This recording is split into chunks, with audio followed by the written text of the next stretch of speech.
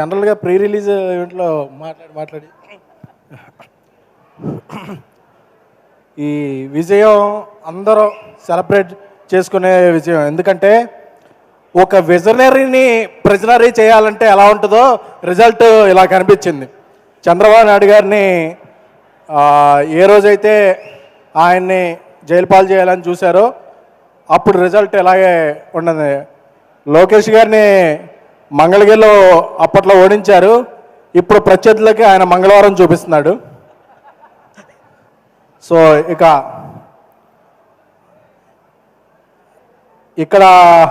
ఒక ప్రాంతీయ పార్టీని అక్కడ జాతీయ పార్టీని కలిపి మా జనసేనాని పడ్డ కష్టం ఎంతో అందరికీ తెలుసు. ఈ సందర్భంగా ఒకటి చెప్పాలి. చెప్పచ్చా? చెప్పండి సార్. అన్నయ్య పెట్టాడు దండం, తమ్ముడు పెట్టాడు పెండం.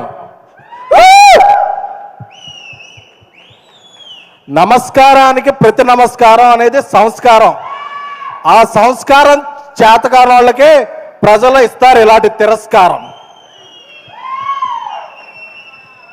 తెలుగు చలనచిత్ర పరిశ్రమలో సింహాసనం మీద కూర్చున్న అర్హత మా అన్నయ్య ఇంద్రసేనుడిది.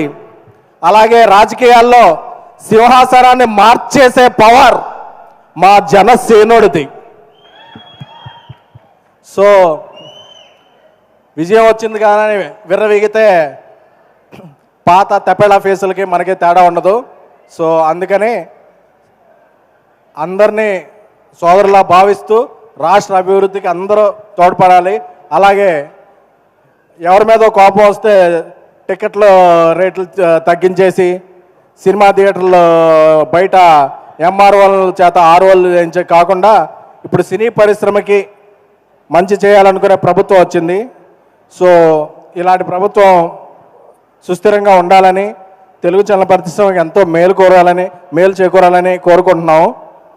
అలాగే విజయం వచ్చిన తర్వాత అందరూ విజయం తరపున మేమున్నాం అని అవుతారు. ఈ విజయం రాకముందు నుంచి విశ్వప్రసాద్ గారు జనసేన క్యాంపెయిన్లోనూ విరివిగా పాల్గొంటూ అలయన్స్కి అండగా నిలిచారు. సో ఆయనకి కూడా శుభాకాంక్షలు. సార్, మీరు ముందే విజయాన్ని ఊహించారు, అలాగే ముందే అండగా నిలబడ్డారు. సో మీలాంటి వ్యక్తులు అటు జనసేనకి, అలాగే అలయన్స్కి, అలాగే తెలుగు చిత్రసీమకి మీరు చేసే ఫ్యాక్టరీ లాంటి సినిమాలు ఎంతో అవసరం. సో ఈ విజయాన్ని అందరం సెలబ్రేట్ చేసుకుందాం. బట్ గర్వాన్ని నెత్తికెక్కించుకోవద్దు. ఎందుకంటే ఇంకా చేయాల్సింది చాలా ఉంది. జై జనసేన, జై అలయన్స్. Thank you sir. మీ సినిమాలు ఎంత బాగుంటాయో మీ స్పీచ్ కూడా చాలా పవర్ఫుల్గా ఉంటుంది. Please welcome sir. Very very good evening and welcome sir.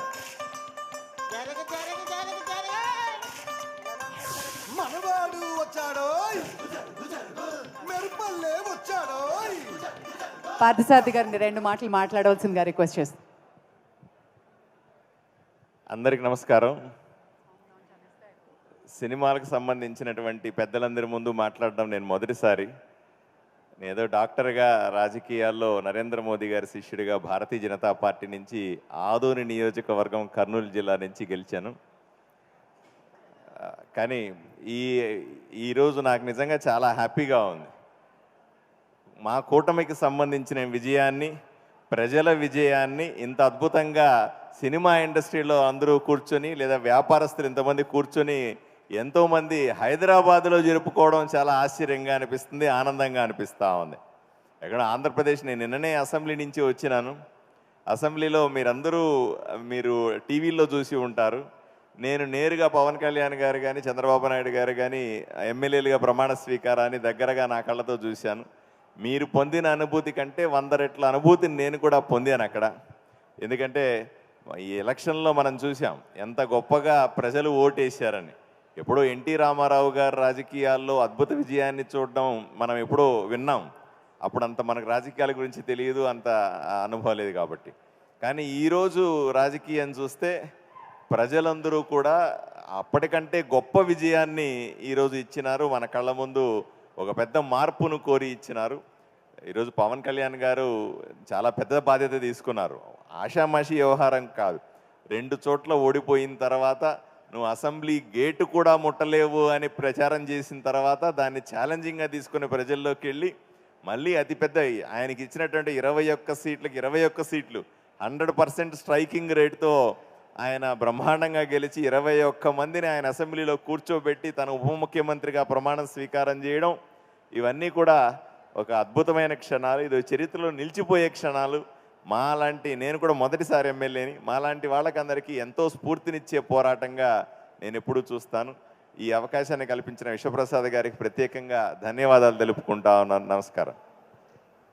Thank you so much sir. Song launch. Thank you very much sir. So ప్రత్యేకమైనటువంటి మీ మనసులోని మాట చెప్పండి శ్రీరామ్ గారు. ఐ థింక్ అసలు first of all die hard Pawan Kalyan ఫ్యాన్గా లాస్ట్ ఫ్యూ డేస్ అంతా ఎంత కిక్ ఉందంటే, ఆయన అసెంబ్లీకి వెళ్తే కిక్, ఆయన ప్రమాణ స్వీకారం చేసినప్పుడు ఒక కిక్, అంతే ఇట్స్ రియల్ సెలబ్రేషన్ లాగా అనిపిస్తుంది.